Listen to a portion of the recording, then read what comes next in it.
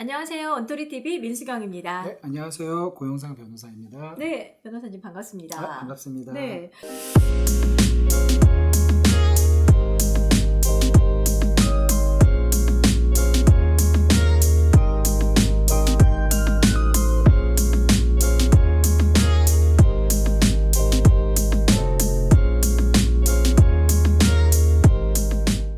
오늘 저희가 나눌 이야기가 영화에서 많이 봤던 그런 장면이긴 한데 영화에서만 일어나는 일은 아닐 거라고 생각이 들거든요. 네. 보통 전화 딱 받았는데 검찰입니다. 라든지 경찰입니다. 이러면 벌써 막 심장 벌떡벌떡 뛸 것 같아요. 놀라죠. 네. 이런 상황에 닥쳤을 때 어떻게 대응을 해야 되는지에 대해서 알려주실 거예요. 네, 그 경찰이나 검찰에서 전화가 보통 올 때는 딱 하나입니다. 대부분은 누군가가 고소를 해서 범죄 혐의를 받고 있다는 거거든요. 그렇기 때문에 일단은 좀 긴장을 하실 필요는 진짜 있고요. 네. 다만 이제 이거를 대응을 하실 때 뭐 나는 죄가 없으니까 그냥 내가 혼자 가서 하면은 경찰이나 검찰이 다 알아서 해주겠지, 좀 이렇게 아니라는 생각은 절대 하시면 안 됩니다. 네. 일단은 변호사를 찾아가서 얘기를 하시고, 만약에 문제가 있으면은 문제가 있는 부분이 어떤 거였는지, 문제가 없으면 전혀 없었다라고 해서 이걸 어떻게 입증을 해서 검찰이나 경찰을 설득을 해야 할 수 있는지, 거기에 대해서 좀 상담을 받아보셔야 됩니다. 그러니까 간혹 조금 전에 말씀하신 것처럼 그냥 끊고 나서 나는 뭐 아무 잘못이 없는데? 이러고 나서 차일피일 미루게 되면 이건 나중에 어떤 형태로 그렇게 되면은 경찰이 이제 자기 집에 배를 이제 누르고 직접 방문하시는군요. 방문을 하고 이제 같이 가시죠, 이런 상황이 됩니다. 그렇기 때문에 이 경찰에서 연락이 오는 거는 그냥 연락이 전화가 오고 끝나는 건 아닙니다. 이게 수사 보고서에 다 남고요. 몇 월 며칠 몇 월 통화, 그런데 거부, 몇 월 며칠 통화 거부, 이게 다 수사 보고에 남습니다. 근데 그게 너무 길어질 경우에는 경찰이 이제 체포를 하는 방법을 할 수밖에 없는 거죠. 일단 연락이 오면 어떻게 해서든지 간에 경찰이나 검찰에 가서 조사를 받아야 되는 그런 상황이 있군요. 그 안일하게 좀 하시면 절대 안 되는 게, 이건 제가 직접 이제 수임을 한 사건이었는데 어느 이제 여자 고등학교 여학생과 남학생이 친구였는데 잠시 이제 일탈 행동을 했습니다. 그래서 이제 스킨십이 있었는데 이제 그게 학교에 소문이 퍼지니까 그 여자가 여학생이 남학생을 이제 강간 미수, 이제 성추행으로 고소를 한 사건이었어요. 내 의지와 상관없이 그런 일이 벌어졌다. 그렇죠. 예. 그랬는데 이제 그 남학생하고 부모가 왔는데 이제 학생은 제가 뭘 물어봐도 변호사님 뭐 저는 제가 한 게 없기 때문에 괜찮아요. 그리고 저하고 상담도 별로 안 하려고 하더라고요. 그래서 제가 그냥 그 부모님한테 일단 CCTV를 확보해야 된다. 물증을 우리가 가지고 가서 제출을 해야 된다. 그래서 이제 그 사건이 있었던 장소에 근처에 CCTV를 좀 확보를 했는데, 다행히 그 CCTV상에 그 남학생과 여학생의 손을 잡고 화장실에 들어갔다가 나와서 서로 웃고 떠들고 장난치는 장면이 찍혀가지고 이제 다행히 무혐의로 풀려났습니다. 그런데 이제 그 CCTV를 저는 당연히 경찰도 확보를 했을 줄 알았어요. 근데 이제 그거를 경찰이 이제 제가 제출을 하니까 전혀 확보를 안 했던 거죠. 만약에 그게 없었으면 이 사건 같은 경우에도 꽤 길게 진행이 될 뻔했던 사건이었습니다. 그렇죠. 그러니까 CCTV의 그 영상도 빨리 확보하지 않으면 뭐 삭제가 된다거나, 그렇죠. 예, 맞습니다. 네, 그러니까 없어지는 수도 있으니까 뭐든지 이렇게 그런 상황이 닥치면 좀 빨리빨리 대응하는 게 가장 좋은 방법이네요. 네. 자, 그러면 말씀하신 대로 그런 연락을 받았을 때는 변호사를 선임하는 게 가장 1순위일 것 같은데, 네, 어떻게 하면 되나요? 바로 그냥 전화 하면 안 될 것 같고. 일단은 뭐 변호사를 선임을 하는데 사람들이 평생 가면서 변호사 선임할 일이 몇 번 없잖아요. 그렇죠.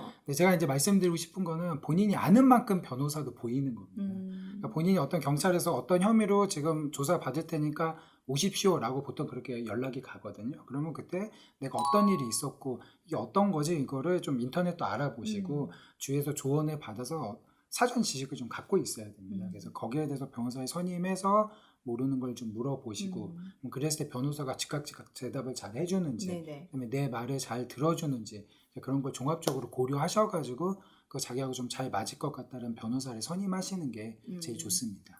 그러면 꼭 한 분만 이렇게 나 저분한테 가야지 해서 하는 게 아니라 좀 여러분을 좀 만나보시고 나서 선택하는 것도 괜찮은 맞습니다. 건가요? 한 3-4분 정도 만나보시고 변호사를 선임하시는 게 낫고요. 돈이 많으시면 다 선임하셔도 제일 아, 좋은 거죠.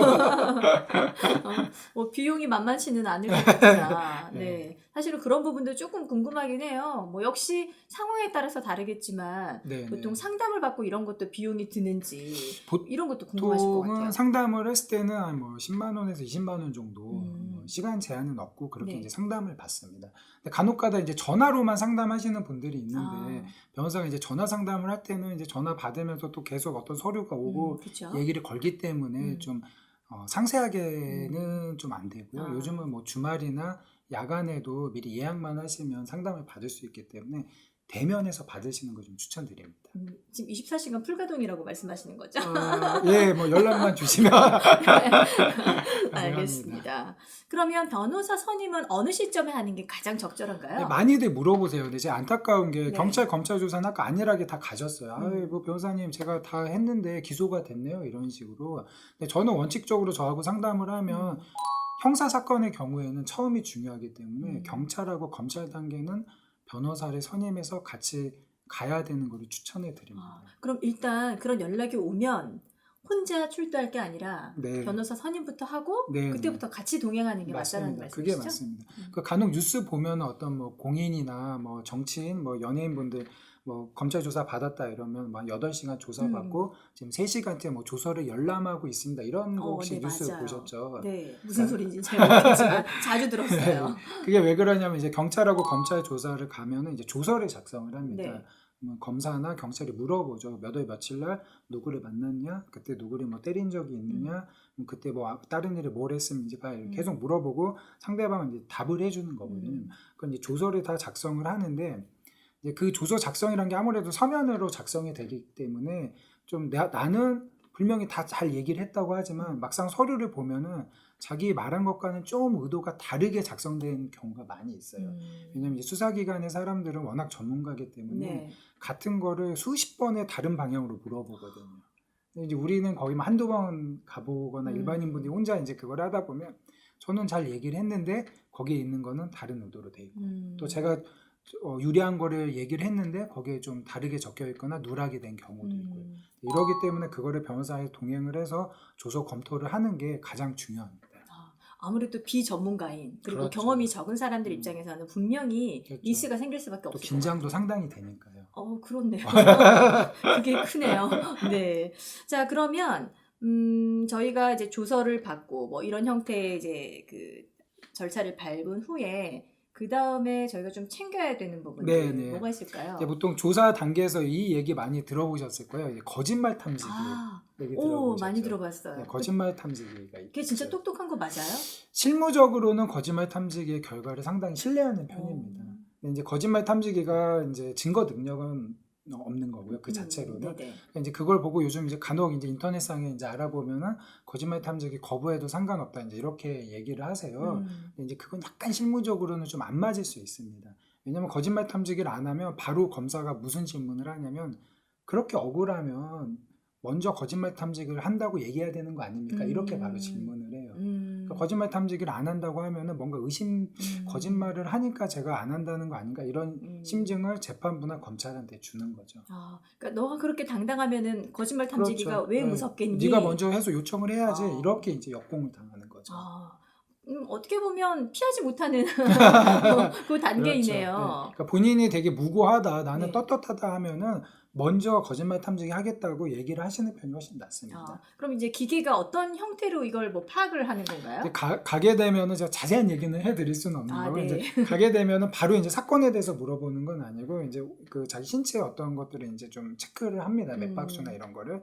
그다음 일반적으로 뭐 이름이 뭡니까, 뭐 어디에 사시죠 이런 걸 물어봐서 그 사람이 이제 진실을 말했을 때 맥박이나 이런 신체의 어떤 변화 등을 이제 좀 보고 그다음에 일부러 좀 다른 사실들을 물어보고 그때 어떻게 변화하는지도 체크를 하고 그 다음에 이제 사건에 관련해서는 몇 가지를 질문을 합니다. 근데 거기에서 그럼 기계가 딱 진실 거짓 나오는 건 아니고요. 그 이제 맥박이나 이런 것들 변화를 보고 그 또 전문가들이 파악을 해서 진실 거짓을 판단을 합니다. 근데 간혹 예외적으로 판단 불가의 결정이 나오는 경우도 있습니다. 그건 또 뭐예요? 그거는 그 전에 이제 그분이 되게 심리적으로 위축이 돼서 이게 좀 정상적으로 이제 반응을 안 하는 경우 뭔가 뭐 대부분이라고 예상이 됩니다. 뭔가를 좀 읽어내기가 애매하게 예. 또 비슷한 상황인데 그렇죠. 이때는 정상으로 나왔다가 유사한 상황인데 또 약간 또, 비정상 그래서 패턴으로 좀 나왔다가 뭔가 정형적이지 않는 패턴이 보인다 싶으면은 판독 불가, 판단 불가 이런 식으로 나옵니다. 그걸 의도적으로 이용할 수는 없는 걸 것 같아요, 그렇죠? 그게 뭐 인터넷에 예전에 저도 얘기를 들어봤더니 네. 뭐 그 전에 뭐 약을 먹고 술을 마시거나 뭐 이런 식으로 하면은 뭐 된다, 피할 수 있다 이렇게 얘기를 하는데 제가 직접 안 해봐서 뭐라고 말씀을 못 드리겠습니다. 그렇군요. 지금 엉뚱한 질문이긴 한데 누가 궁금하다 그래가지고요. 네. 김모라 선생님이라고. 네. 이런 거 어디서 구입할 수 있나요? 거짓말 탐지기를 개인이 구입할 수는 없는 것으로 제가 알고 있고요. 설령 그걸 어떻게든 구입을 했다고 하더라도 거의 아까 제가 말씀하신 것처럼 진실입니다, 거짓입니다 나온 게 아니라 그 표의 수치들을 파악해서 판단을 해야 되기 때문에 또 전문가분들이 판단을 해줘야 되기 때문에 저희는 기계를 갖고 있다고 하더라도 판단할 판단할 수 수가 있는 없는 능력이 거죠. 네. 안 된대요. 죄송합니다. 왜 필요한지 모르겠네요. 네, 자 저희가 지금 경찰, 검찰로부터 연락이 왔을 때의 대처 방법들에 대해서, 대응 방법들에 대해서 이야기 나누고 있는데 저희가 또 추가적으로 알아야 할 내용이 혹시 있을까요? 검찰에서 이제 진술을 하시고 뭐 조사가 다 끝나면 검찰에서 처분을 이제 내립니다. 간혹 어떤 분들은 아니 경찰에서 끝내야지 왜 검찰까지 갑니까 이러는데요. 모든 사건들은 검찰에서 종결을 하기 때문에 뭐 자기가 꼭 죄가 있어서 검찰로 넘어가는 건 아닙니다. 그래서 검찰이 최종적으로 이제 기소 처분, 문제가 있다, 죄가 혐의가 인정되니까 재판에 좀 넘겨야겠다, 기소 처분, 불기소 처분 그냥 끝나고 죄가 혐의가 없습니다. 그다음에 이제 기소유예 처분 그렇게 이제 세 가지를 해가지고 마무리가 되는 거죠. 검찰 단계에서는. 기소유예는 또 뭘까요? 기소유예라는 것은 범죄 혐의는 인정되지만 좀 혐의가 상대적으로 경미하고 뭐 이 정도까지 해서 처벌을 받아야 되나 이제 검찰이 이제 좀 그렇게 판단을 하면은 혐의는 인정되지만 그냥 기소유예, 말 그대로 기소를 유예해서 종결하겠다 이렇게 하는 거죠. 그래서 기소유예 판결을 받으면 전과에 남지는 않습니다. 아 그렇군요. 네. 너무 무서워.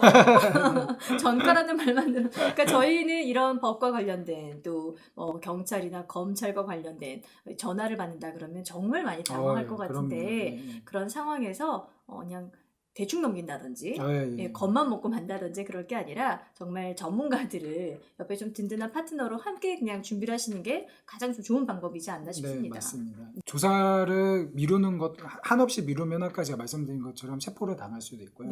그렇다고 경찰이 나오라고 해서 내일 나가겠습니다 해서 아무 준비 없이 나가는 것도 문제가 되기 때문에 좀 시간을 가지고 전문가하고 상담을 한 후에 조사에 임하는 게 가장 좋습니다. 네, 일단은 연락받을 일이 없도록 사는 게 그게 가장 좋겠죠. 그러면 변호사님이 너무 할 일 없으시려나? 아니죠? 있을 겁니다. 그래도. 네.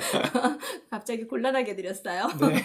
네, 저희 다음 시간에 또 알찬 내용들 전해드릴 텐데요.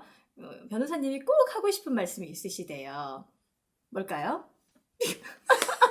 뭐요? 네. 자, 저희 영상 보시면요.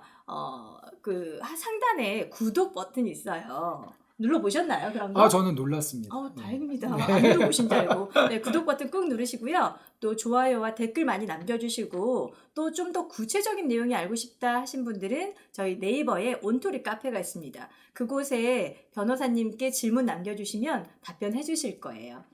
직접 상담도 뭐 필요하다면 가능하신 거죠? 언제든지 가능합니다. 네네. 자, 그러면 저희는 다음 시간에 뵙겠습니다. 고맙습니다. 네, 감사합니다.